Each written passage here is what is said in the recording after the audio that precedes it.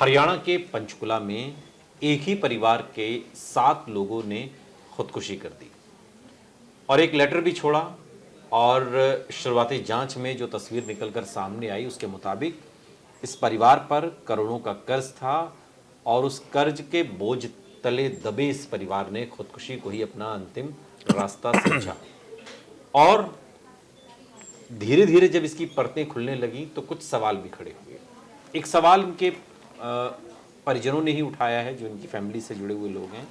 वो ये कह रहे हैं कि परिवार तो बहुत खुश था, खुदकुशी जैसा तो कोई एंगल इसमें हो ही नहीं सकता। इस तरीके के सवाल भी उठ रहे हैं। लेकिन इस बीच एक सुसाइड नोट की बात हो रही थी, लेकिन अब 2 सुसाइड नोट की चर्चा है।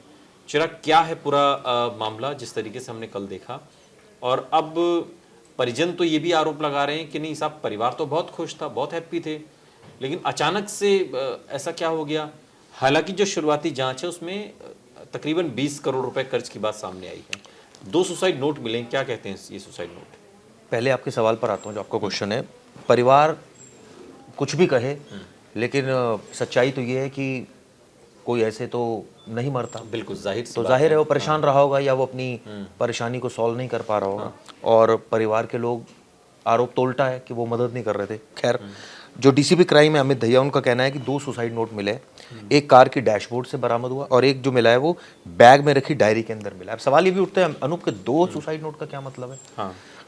अगर कोई शख्स इस तरह की माइंडसेट में है कि वो चाह रहा है कि वो सबको ख़त्म कर दे, अभी तो ये भी क्लियर नहीं है कि किसने जहर दिया या उन्होंने खुद अपनी मर्जी से लिया, क्योंकि अब तो जो सारे करेक्टर्स थे वो सभी चले गए, कौन बताएगा?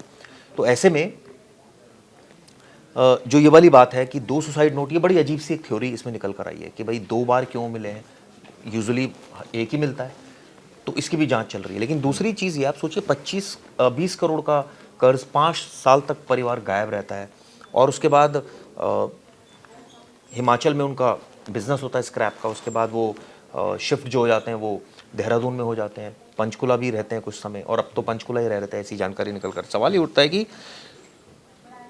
20 करोड़ का अगर कोई आपके ऊपर कर्जा हो जाए तो वो कोई ऐसे एक दिन में नहीं हुआ है। हो सकता है कि बिजनेस को ग्रो करने के लिए बैंक से लोन लिया गया हो, तभी बैंक ने फैक्ट्री सीज की, ये भी पता चला एक घर सीज किया, कुछ व्हीकल्स सीज किए।